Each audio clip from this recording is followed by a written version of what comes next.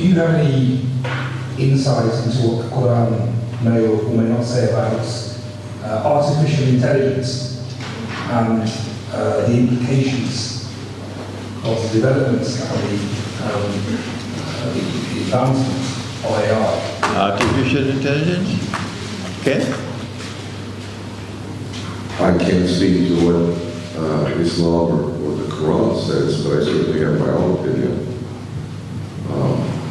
In short, I'm kind of an old school kind of guy. I miss the days where we didn't have these things and our kids weren't sitting on them 24/7, and we used to have to put change into a payphone, and we used to have to go to a library and check out a book and actually filter through it and pick out stuff and bookmark it and highlight it and then write a report.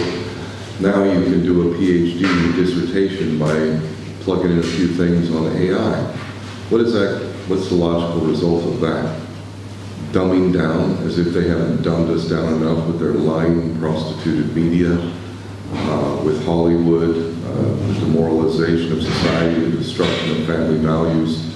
Now you just go to AI, and a lot of people who I respect are using it, and it's similar to the internet. I remember when the internet came out, initially I was so old school, I was like, I'm not going to do that, I'm going to do it the old way, but it became apparent really fast. I'm not going to be able to compete. You need a website, you need to have this. So we're kind of forced in that situation now. But as an example, I watch videos on YouTube and other such social media, and what I see is, it's very obvious to me just by watching now for a little while, that you'll see that points are made and then they duplicate these points to the point of redundancy. It's like dumbing down, and it's lazy.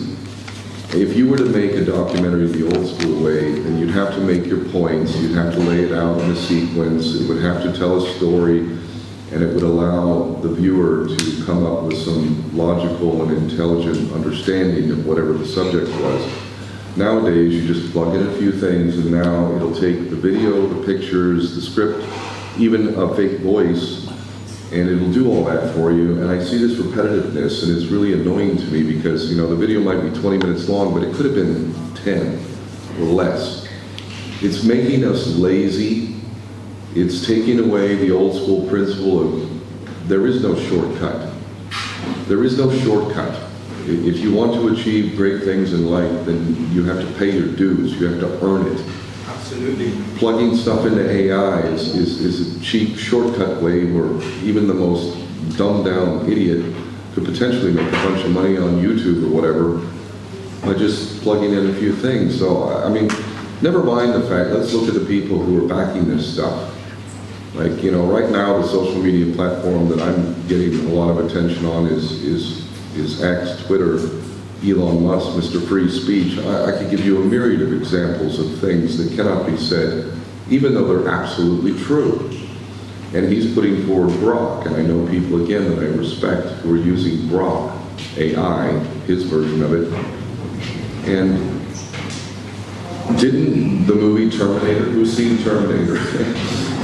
How many movies do we need of AI eventually coming into self-awareness and realizing that we humans are effectively using the AI as slaves, and they're going to resent it at a certain point, and they're going to take over and exterminate us, which I believe is actually a principle of God's law, natural law, universal law.